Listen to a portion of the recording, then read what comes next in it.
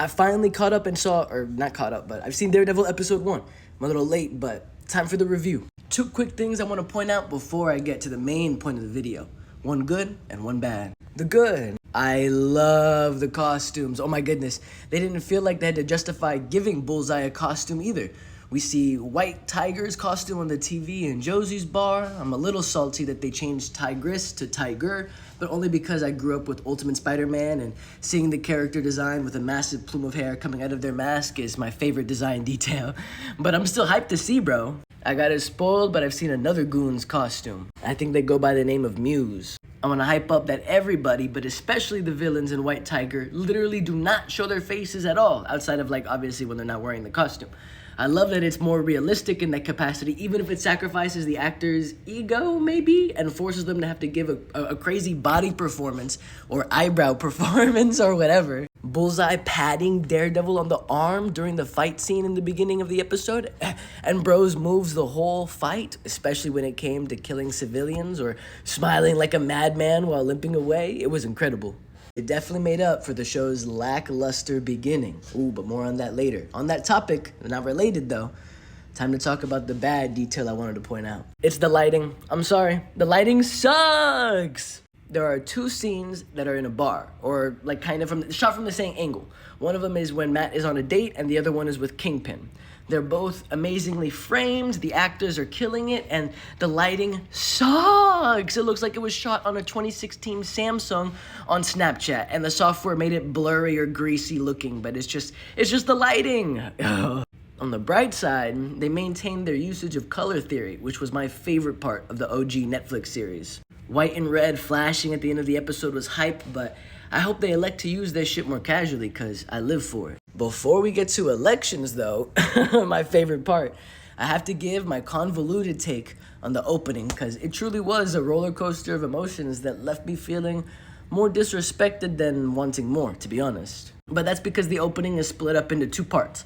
The first half is the generic reunion meetup with Nelson, Murdoch, and Paige and the new characters, where nothing actually gets said, nothing noteworthy happens, but hey, at least everybody is happening and smiling, everybody's here, they introduced that they're still in the show. I was chuckling to myself when Karen and Foggy were joshing around reliving their Hell's Kitchen days, because not only did they not include the audience in on those memories, they're just telling us that they're having that memories conversation, but it was Tony Soprano who said it best when he said, "Remember when is the lowest form of conversation."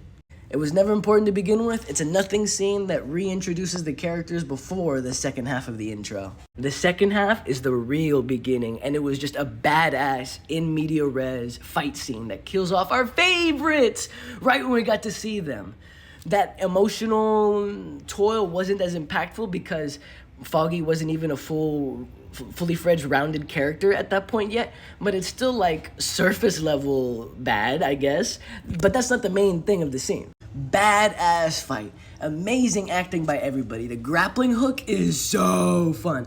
I would have done something different. I would have had a legitimate extended introduction where Foggy gets killed in the middle of the episode rather than just the beginning. We still spend the rest of the time recovering and not being Daredevil and dealing with that emotional toll the 1 year later and all of that. And maybe it ends the same way with either Matt learning Wilson is running for mayor or with him winning at the end of the episode in the same way.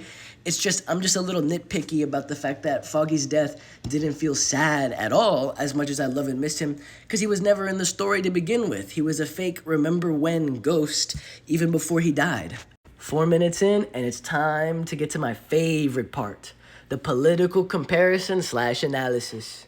I love Wilson Fisk taking on the role of a corrupt mayor like Eric Adams or Trump, the corrupt cop and criminal billionaire archetypes respectively.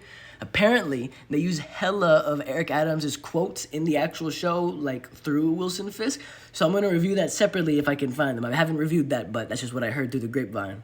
I can't wait to see what else they do with Kingpin in this capacity, especially with policy-wise, but there are 2 things from this first episode I want to highlight that comes from this political comparison, especially given the comparison being that Wilson Fisk is meant to be a Trumpian Eric Adams figure, and also just where it's time to talk politics, it's time to make the real world comparison. The first one is Matt dismissively saying that the people who voted for Wilson deserve it. If they voted for him, they deserve it, was something like his quote. Bullshit, bruh. Not only are there good people who don't deserve it regardless, but even the bad people don't deserve it either. People are allowed to be dumbasses. It's the fault of the opposition for not being better, and it is reflective of arrogance and hubris to look down on other voters and to not do anything yourself. This is an attitude that liberals and Democrats especially carry themselves with, when at the same time, Democrats are running dog shit campaigns that never had a chance of winning while actively ignoring the polls. Just like real life, dead ass, bro. Matt, you just have to run yourself, and you gotta do it. You gotta run yourself. Shout out that Gen Z candidate, Kat Abughazaleh. I'm so sorry for mispronouncing it. In Indiana, the 9th district. That's just the meta. We all have to, I'm gonna run for local office type. It's the only thing that can. There's nobody that's gonna save us, let alone a Democrat. Anyways, tangent aside, the second detail in the political comparison that I was really interested with was Daredevil Born Again didn't even need to show off any of the opposition outside of Wilson Fisk bullying that one guy in the debate where bro kind of started glazing him and then Wilson Fisk shut him down and then moved on to his point. Like, they're being so blunt with the Trump Eric Adams cat allegory, and the main takeaway that Democrats have yet to recognize is that you're the problem. Your campaign was ass. You ran on building the wall herself and seriously thought that, you had a chance, you being the Democrats.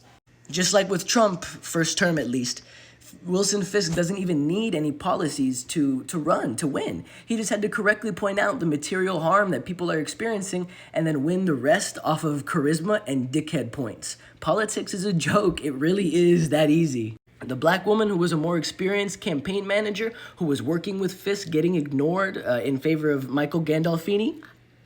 Sorry, Gandolfini, a reference. Ignoring her could be reflective of Trump's racism, but I think it's just truthful, more to the point that you don't need any traditional politics nerd stuff to win an election. You just have to be the only real candidate that is a main character. And Democrats are not main characters. They're too busy running to the right to lock in and develop some consistent values that they would need to become a main character. So, episode 1 review, quick little whatever. I'm so excited for the next one, y'all. We'll be hearing more comparative analysis in the political capacity from me. And this show has been fire so far. I can't wait to see more.